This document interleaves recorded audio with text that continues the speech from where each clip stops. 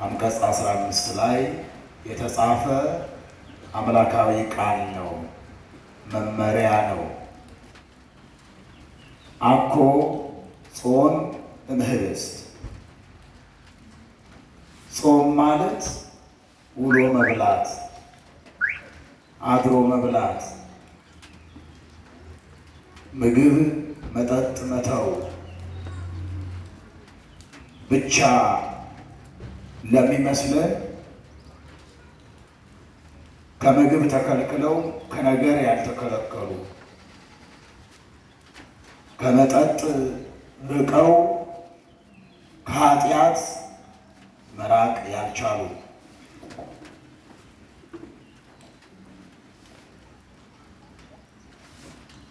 ከውሃ ከሚበላውና ከሚጠጣው ርቀው ነገር ግን ከኃጢአት ከበደል መራቅ ያልቻሉ ነገር ግን ጾመናል፣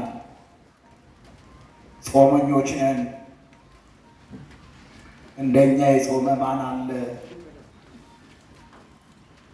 40 ጾምን፣ ጾመ ሐዋርያትንም ጾምን፣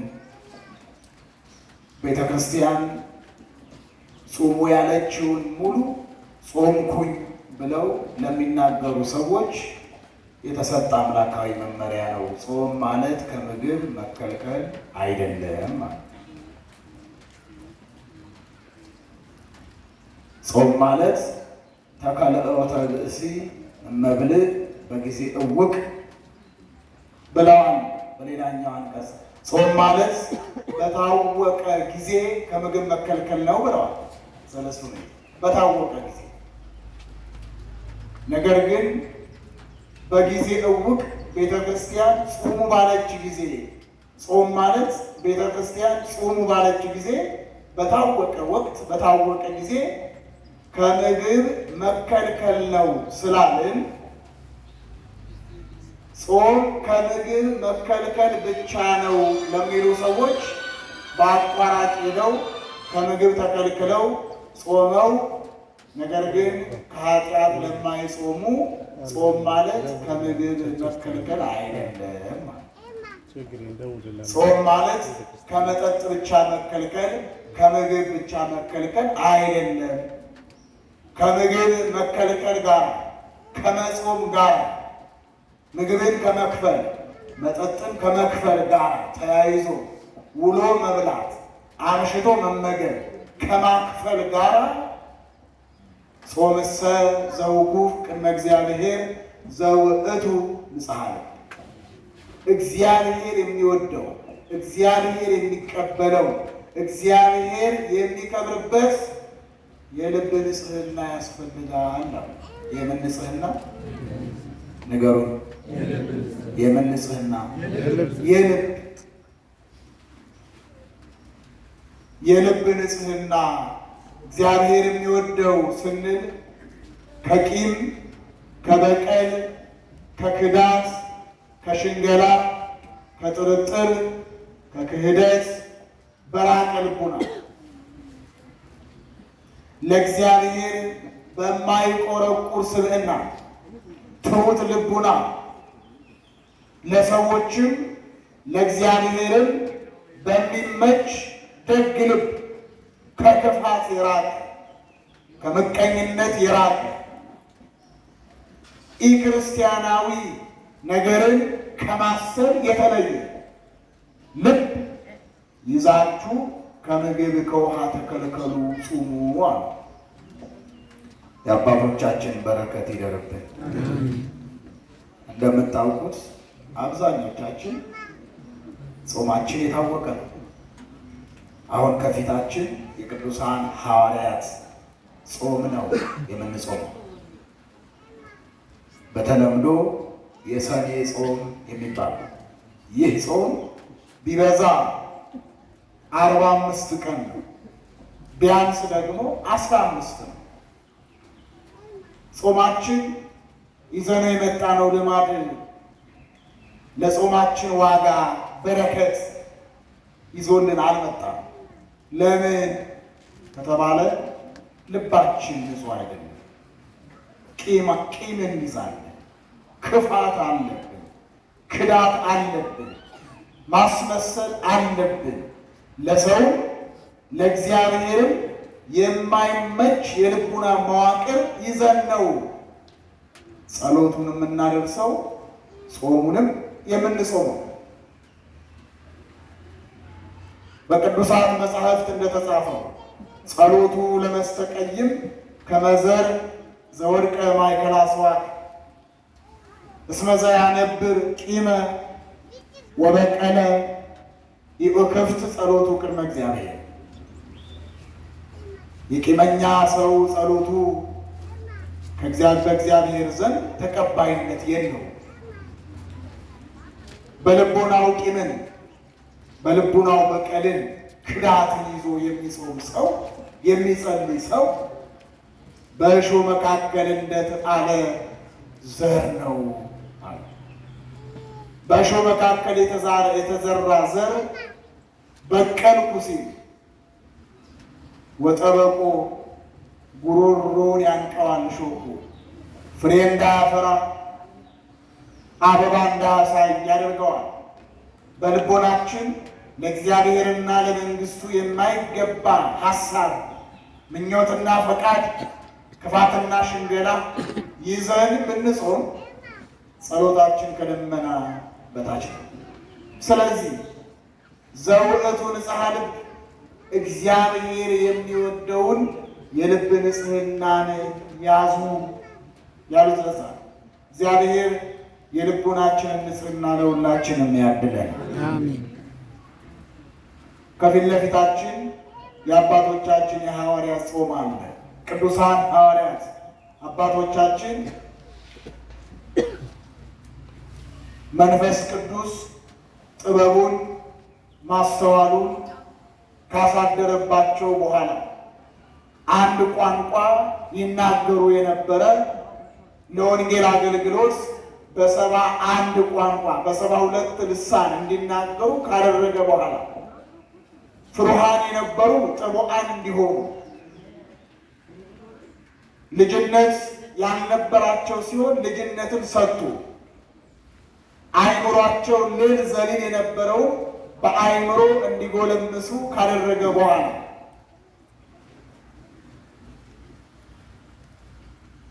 በሃይማኖታቸው ጽናት ትሩፋት እንዲኖራቸው ሙት እንዲያስነሱ ድውይ እንዲፈውሱ ወንጌልን በአራቱ ማዕዘን ከጽንፍ እስከ ጽንፍ ከዳር እስከ ዳር እንዲያስተምሩ እንዲሰብኩ በልብሳቸው ጫፍ በጥላቸው በመቋሚያቸው በመስቀላቸው ተአምራትን እንዲያደርጉ እግዚአብሔር እየተከተለ ቃላቸውን ምክንያት አድርጎ ተአምራትን እንደሚያደርግላቸው አነ እሄሉ ምስሌክሙ እስከ ህልቀተ ዓለም እስከ ዕለተ ምጽአት ድረስ ከእናንተ ጋር አልለይም ብሎ ብርቱ የሆነ ኪዳን ከሰጣቸው በኋላ ሐዋርያት ለወንጌል አገልግሎት በየሀገረ ስብከታቸው ከመሄዳቸው በፊት መጾም አለብን አሉ። ስራችን ከመስራታችን በፊት ከአገልግሎቱ ከወንጌሉ በፊት እግዚአብሔር ያዘዘንን አድርጉ ያለንን ከማድረጋችን በፊት መጸለይ አለብን አሉ። መጾም አለብን አሉ። ከእግዚአብሔር መንፈስ ቅዱስ ጋር መነጋገር አለብን አሉ። 40 ቀን ያህል ጾሙ ይላል። ዛሬ የብዙዎቻችን ሕይወት አልሰምር ያለው ከእግዚአብሔር የተሰወረ ስለሆነ ነው። በጸሎት ያልተጀመረ፣ በጾም ያልተጀመረ፣ በምክርና በእዝናት ያልተጀመረ ሕይወት ጉዞ እንቅፋት ይበዛዋል። ወገኖች ጉዟችን፣ ኑሯችን፣ ሕይወታችን በእግዚአብሔር መንፈስ ቅዱስ አጋዥነት በጾም በጸሎት ሊጀመር ያስፈልገዋል። ይህንን ከአባቶቻችን ከሐዋርያት መጀመሪያ ያስፈልጋል። ምዕመናን ከትዳራችሁ በፊት ስለ ትዳራችሁ ከእግዚአብሔር መንፈስ ቅዱስ ጋር ተነጋገሩ። ስራ ስትጀምሩ ቢሮአችሁን ከመክፈታችሁ በፊት ሰራተኞችን ከመቅጠራችሁ በፊት የንግድ ፈቃዱን ከማሳወጣታችሁ በፊት ስለ ሰራተኛ ደሞዝና ስለ ቤቱ ክራይ ከማሰባችሁ በፊት መጀመሪያ ከንግድ ፈቃዱ በፊት የእግዚአብሔርን ፈቃድ ጠይቁ። አቤቱ እግዚአብሔር መንፈስ ቅዱስ ሆይ የምሰራውን ስራ የማደርገውን ነገር ያንተ በጎ ፈቃድ ይሁንልኝ ብለን በጾም በጸሎት ልንጀምረው ያስፈልጋል። ያኔ እግዚአብሔር ይባርከዋል። የብዙ ሰዎች ሕይወት ያልተባረከው፣ የብዙዎች ትዳር ያልሰመረው፣ የብዙዎቻችን ጉዞ እንቅፋት ያጠቃው ከእግዚአብሔር የተደበቀ ጉዞ ስለሆነ ነው። ከእግዚአብሔር የተደበቀ እንዳይሆን ጉዟችን ዘርታችሁ እንድትቅሙ ወልዳችሁም እንድትስሙ የከፈታችሁት ድርጅት የጀመራችሁት ሀሳብ የጀመራችሁት ውጥን አካል ገዝቶ ለሰው ለሀገር ለቤተ ክርስቲያን የሚጠቅም የሚሆነው ትንሹን ነገር ወደ እግዚአብሔር ይዘን ስንመጣ ነው። ባርክልን፣ ፈቃድህ በጎ ፈቃድ ይሁን ብለን ለእግዚአብሔር መንፈስ ቅዱስ ማሳየት ስንችል ነው። ቅዱሳን ሐዋርያት በአራቱ ማዕዘን ሁሩ ውስተ ኩሉ አጽናፈ ዓለም ወስበኩ ወንጌለ ለኩሉ ፍጥረት፣ ወደ ዓለም ዳርቻ ወደ ጽንፈ ዓለም ሂዱ፣ በዚያም የፍጥረት ለፍጥረቱ ሁሉ ለሰው ልጅ ወንጌልን ስበኩ ያላቸውን መመሪያ ከማድረጋቸው በፊት አገልግሎታቸውን በአርባ ቀን ጾም፣ በአርባ ቀን ጸሎት፣ በአርባ ቀን ልመና፣ በአርባ ቀን አስተንቅዖት ጀመሩት። ለዚህ ነው በየሄዱበት ሀገረ ስብከት ሁከት አልገጠማቸውም፣ ስድብ አልገጠማቸውም፣ ሁከትም አልገጠማቸውም፣ ጭቅጭቅ ንትርክም አልገጠማቸውም። የገጠማቸው ጥላቸው ድዌ ሲፈውስ ነው። መቋሚያቸው የሞተውን ሲያስነሳ ነው። እንደነ ቅዱስ ጳውሎስ ያሉ ሐዋርያት ደግሞ በጥላቸው ሞትን ሲያስነሱ ነው ያዩት። እነ ቅዱስ ታዲዮስ ዕለቱኑ ዘርተው ዕለቱኑ አጭደው ዕለቱኑ ወቅተው ዕለቱኑ ለመስዋዕት ሲያደርሱ ነው።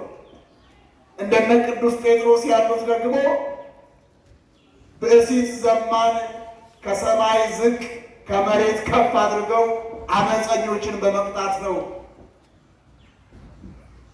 እግራቸው ሽባ የሆነባቸው፣ ወገባቸው የሰለለባቸው፣ በለምጽ የተመቱ፣ ዓይን የሌላቸው ሰዎችን ፈቀድኩ ንጻ እንዳለ አምላካችን ክርስቶስ እነርሱም በጌታዬ በኢየሱስ ክርስቶስ ስም እያሉ ወገቡ ያበጠውን ተተርተር እያሉ እግሩ ሽባ የሆነውን ተመላለስ እያሉ ዓይኑ የማያየውን በጌታዬ በኢየሱስ ክርስቶስ ስም ዓይኔ ይብራ፣ ወርቅም ብርም የለንም ያለን የክርስቶስ ስም ነው እያሉ ታምራትን በማድረግ አገልግሎታቸውን ጀመሩ።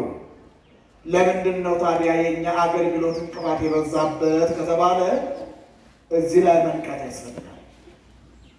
ለምንድን ነው ትዳሩ ሰላም ያጣው? ለምንድን ነው የተጀመረው ስራ ለግብ ያልደረሰው? ለምንድን ነው የታሰበው ነገር ከታሰበለት መድረስ ያልቻለው? ለምን ተወሳሰበ ብላችሁ ስትጠይቁ የእግዚአብሔር መንፈስ ቅዱስ በጎ ሐሳብ በጎ ዓላማ ስላልሆነ ነው። ምመራል ሐዋርያት ከስራቸው በፊት ጸሎት አስቀድመዋል። እኛም በስጋዊም ይሁን በመንፈሳዊ ጉዟችን ነገሮቻችንን ሙሉ ከስራው ከአገልግሎቱ ከሁኔታው በፊት በእግዚአብሔር ፊት የተሰጣ ማንነት የተገለጠ ሕይወት ያስፈልገናል። እግዚአብሔር መንፈስ ቅዱስ ከፊታችን ያለውን ጾም ለበረከት ያርግልን። አንድ ነገር ልናገርና ትምህርት ልጠቅልል፣ ምክንያቱም መምህራችን ስለመጡ ማለት ነው። ክርስቲያን ልቡ ንጹሕ ሊሆን ይገባል። ምንድን ነው ያልኳችሁ? ክርስቲያን ልቡ ንጹሕ ሊሆን ይገባል። ቅዱስ ያሬድ ሲናገር ኢትዮጵያዊው ሊቅ ይጹም ዓይን እምርአየ እከይ ይጹም እዝን እምሰሚዐ እከይ ብሏል። እዝነ ልቦናችን ክፉ ከመስማት ይከልከል፣ ዓይነ ልቦናችን ክፉ ከማየት ይከልከል ብሏል። እዝነ ልቦናችን ክፉ ከመስማት የሚለው ቅዱስ ጳውሎስ ይትስማ ውዴተ ላዕለ ቢጽሕከ በወንድምህ ላይ ክፉ ነገር አትስማበት ይላል። በእህትህ ላይ፣ በቤተሰብህ ላይ፣ በወገንህ ላይ ክፉ ነገር አትስማበት። እዝነ ልቦና የተባለ ይሄ ነው። የሰውን ነውር ባለመስማት፣ የሰውን ድካም ባለመስማት፣ ሀገርን የሚያፈርስ ቤተ ክርስቲያንን የሚጎዳ የሰውን ልጅ ለመጥፎ ነገር የሚዳርግ መጥፎ ነገር እኛም ማንከብርበት እግዚአብሔር የማይወደውን ነገር እንዳትሰሙ ብሏል። ዛሬ እንደምታውቁት መጥፎ ነገር ያልሰማለት ታውቃላችሁ የሚያደርገን በተለይ እንደ ሚዲያዎቹ ሰበር ነገር ካልሰማን፣ የተሰባበረ ዜና፣ የተሰባበረ ጉዳይ፣ የተሰባበረ መረጃ ካልሰማን አዲስ ነገር ያለ አይመስለንም። ሰዎች ወደ ሚዲያ ዓለም የሚገቡት ዛሬ ምን አዲስ ነገር አለ ብለው ነው። ወገኖች አንድ ነገር እንዳትረሱ፣ በምድር ላይ አዲስ ነገር የለም። የኛ አዲስ ነገር የየዕለት ትኩስ ዜና አምላካችን መድኃኒታችን ኢየሱስ ክርስቶስ ነው። ክብር ምስጋና ለእርሱ። አመስግኑት። ጠዋት ስንነሳ ትኩስ ዜናችን እርሱ ነው መሆን ያለበት። ከሰዓትም ማታም ስንነሳም ስንነቃም ስንተኛም ስንወጣም ስንገባም ስንበላም ስንለብስም ስንነሳም ስንቀመጥም ለእኛ አዲስ መረጃ አዲስ ዜና አምላካችን ኢየሱስ ክርስቶስ ብቻ ነው። ዛሬ ምን አዲስ ነገር አለ ብለን የእርሱን ስም ስንጠራ አዲስ ሕይወት መንግሥተ ሰማያትን ገንዘብ እናደርጋለን። በምድር ላይ ያለውን የሰዎች ስጋዊ ደማዊ ሀሳብ የሆነውን እንደኛ ስጋዊ ደማዊ አስተሳሰብ አዲስ ዜና ብለን አዲሱን ዜና የሰማንበት ሕይወታችን ይሰባበራል፣ ሕሊናችን ይሰባበራል። ብዙ ሰዎች በተልካሻ አዲስ ዜና በሚል ምክንያት የብዙ ሰዎች ስነ ልቦና ተጎድተዋል። የብዙ ልጆች አይምሯቸው ተጎድተዋል። በምድር ላይ ሰበር አዲስ ዜና መረጃ የሚባል ነገር የለም። የኛ አዲስ ነገር የኛ ሰበር መረጃ አምላካችን ክርስቶስ ብቻ ነው። የኛ በየዕለት ኖሯችን በክርስትና ጉዟችን ልንሰማው፣ ልናደምጠው፣ ልንተገብረው ደስ የሚያሰኘን አዲሱ ዜናችን ስለ ቅድስት ድንግል ማርያም ሲነገር መስማት ነው። የኛ ትኩስ ዜና አዲስ ዜና ስለ ቅዱሳን አባቶቻችን ሕይወት መስማት ነው፣ ማድመጥ ነው እንጂ በዚህ ዓለም ላይ አዲስ ዜና ሰበር ዜና የሚባል ነገር የለም። ጆሮአችን ክፉ ነገር ከመስማት መቆጠብ አለበት። ሁለተኛው እምርአየ እከይ ነው። ዓይነ ልቦናችን ክፉ ነገር ከማየት ማለት ክፉ ነገር ከማሰብ መቆጠብ መሰብሰብ ያስፈልጋል። እንደምታውቁት የሰው ልጅ መኖሪያው ልቡ ነው። ሰው ልቡ በሽተኛ ከሆነ መኖር አይችልም። ለልበ በሽተኛ መረቅ አይሰጠውም ይላሉ ሊቃውንቱ። ምክንያቱም ይገለዋል። ልበ በሽተኛ ረዥም ጉዞ መጓዝ አይችልም። ልበ በሽተኛ መሮጥ አይችልም። ልበ በሽተኛ በሁኔታዎች ሁሉ ጠንቃቃ ነው መሆን ያለበት፣ ያለበለዚያ ይሞታል። በመንፈሳዊ ጉዟችን መንፈሳዊ ልባችን ካልተጠበቀ፣ መንፈሳዊ ልባችን ካልተንከባከብነው፣ በሽተኛ ከሆነ፣ መንፈሳዊ ልቦናችን ከታመመ በክርስትና ዓለም ብዙ ርቀት መጓዝ አንችልም። ተስፋ እንቆርጣለን። የሚነገረው እውነት አይገባንም። ጉዟችን አንረዳውም። በክርስትና ሕይወት እየኖርን ክርስቶስንና ክርስትናን መረዳት አንችልም። ከእግዚአብሔር ዘንድ ያለው ሐሳብ አይገባንም። የሕይወትንም ትርጉም መረዳት አንችልም። ለምን? መንፈሳዊ ልቦናችን ታሟልና። ሰው ስጋዊ ልቦናው ሲታመም፣ ስጋዊ ልቡ ሲታመም እድሜው አጭር እንደሆነ ሁሉ መንፈሳዊ ልቦናችን የታመመ ዕለት መንፈሳዊ ጉዟችን አጭር ይሆናል። ስለዚህ መንፈሳዊ ልቦናችንን እንጠብቀው። እንደ ቅዱስ አስከናፍር ይህን እናገርና ትምህርት እንጠቅልል። ከቃሉ ጋር ናችሁ? ከቃሉ ጋር ናችሁ? እግዚአብሔር ከሁላችን ጋር ይሁን። አስከናፍር የሚባል አንድ ንጉሥ እንደነበረ የታሪክ መጻሕፍት ይተርካሉ። ይህ ንጉሥ በገንዘብ የከበረ፣ በሀብት የከበረ፣ በሁሉም ነገር አቦ የተባለ ዝናም ያለው ገንዘብም ያለው ሰው ነው። ክቡር ነው። በሚገርማችሁ ሁኔታ ከኛ ይለያል ይህ ሰው። እናንተ ምዕመናን ገንዘብ ያገኛችሁለት፣ ዝና ያገኛችሁለት ምናልባት ወደ ቤተ ክርስቲያን ለመምጣት ትቸገራላችሁ። ምክንያቱም ሁል ጊዜ የምትሉት ነገር ስላለ ሰው ገንዘብ ሲያገኝ፣ ዝና ሲያገኝ፣ ፕሮግራሙ ሲበዛ ለቤተ ክርስቲያን ጉዳይ ወደ ቤተ ክርስቲያን መምጣት ሀሳብ ሲነሳለት ቢዚ ነኝ፣ እኔ አልችልም ይላል። ወይም ደግነት መስሎት በምሳተፈው ሁሉ እሳተፋለሁ፣ መገኘት ግን አልችልም ይላሉ ቤተ ክርስቲያን። አስከናፍር ግን እንደዛ አይደለም። ደግ ክርስቲያን ነው። ምዕመናን ገንዘብ ስታገኙ፣ ስልጣን ስታገኙ ከቤተ ክርስቲያን አትራቁ። እሺ ወይ? ኧረ እሺ ወይ? ምንድን ነው ያልኳችሁ? ገንዘብ ስታገኙ፣ ስልጣን ስታገኙ፣ ዝና ስታገኙ ከቤተ ክርስቲያን አትራቁ ነው ያልኳችሁ። እሺ በሉ። ትላንትና እዚህ ቤተ ክርስቲያን ሰንበት ተማሪ የነበሩ አርቲስቶች በፍጹም ወደ ቤተ ክርስቲያን የሚመጡት ትልልቅ ካሜራዎች፣ ትልልቅ አውደ ምሕረቶች እንዲሁም ደግሞ በዲኮር በጣም ያማሩ ፕሮግራሞች ተቀርጸው በደብዳቤ ካልሆነ አይመጡም። የትላንት ሰንበት ተማሪዎች ትላንትና በቤተ ክርስቲያኗ ሰንበት ትምህርት ቤት ውስጥ በመንፈሳዊ ተውኔት ሲያገለግሉ የነበሩ ዛሬ ላይ ግን ሰው ስላጨበጨበላቸው፣ ገንዘብ ስለበዛላቸው የቤተ ክርስቲያንን በር ደጀ ሰላም የሚጸየፉ በጣም ብዙዎች ናቸው።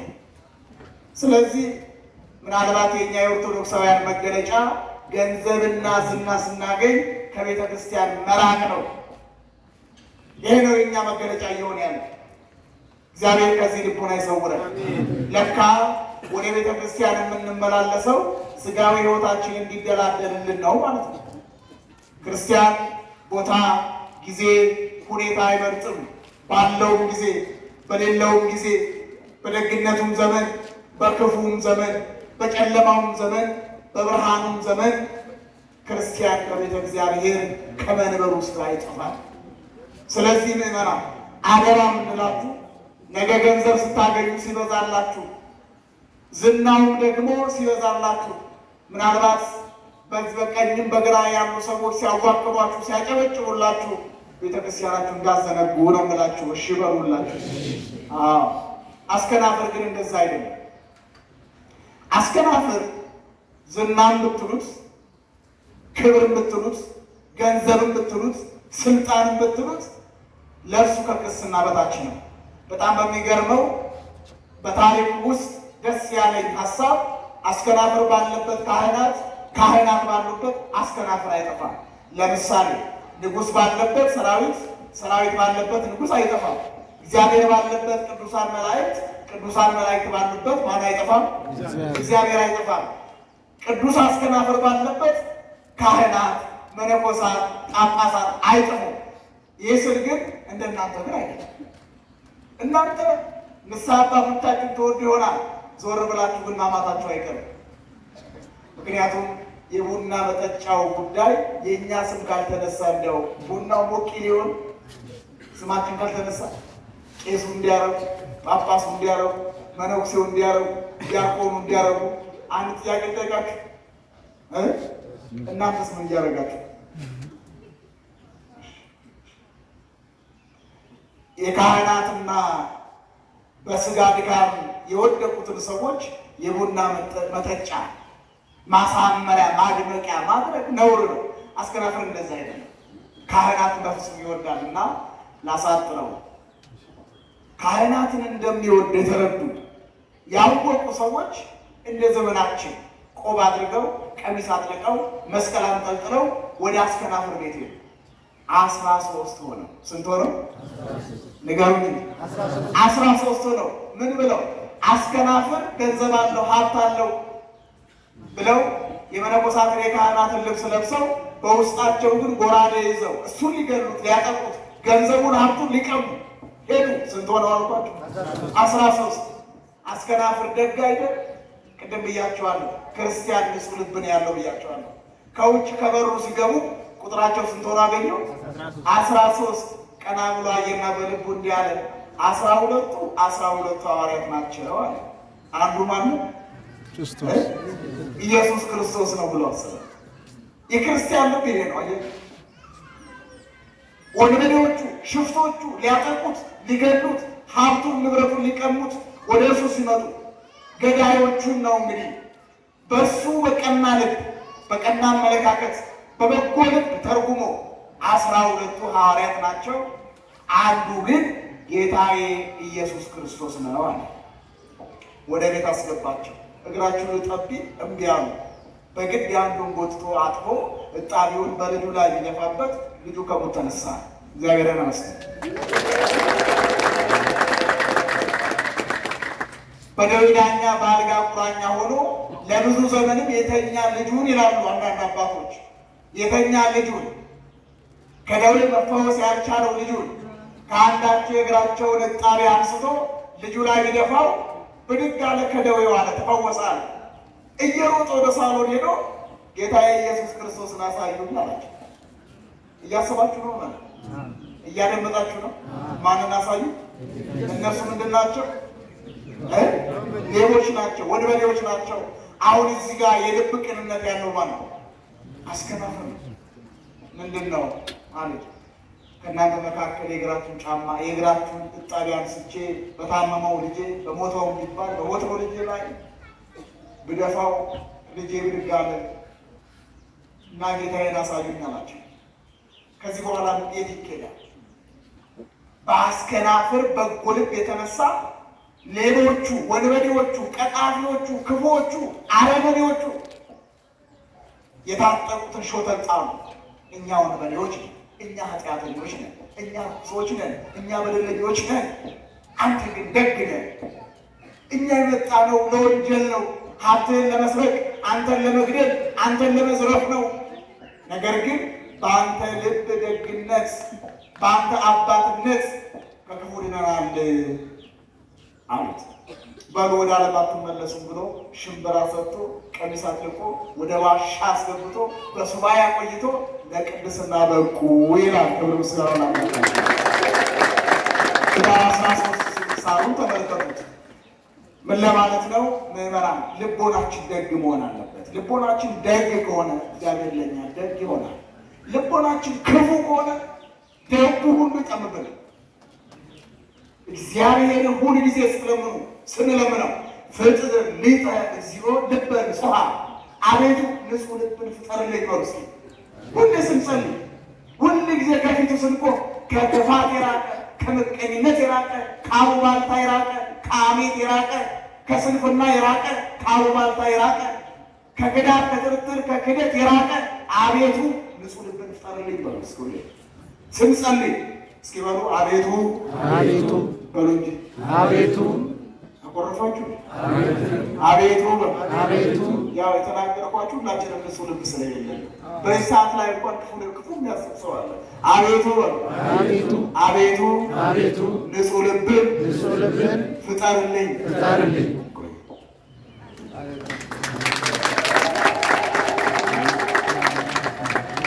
አባታችን እንደምታዩ አዲስ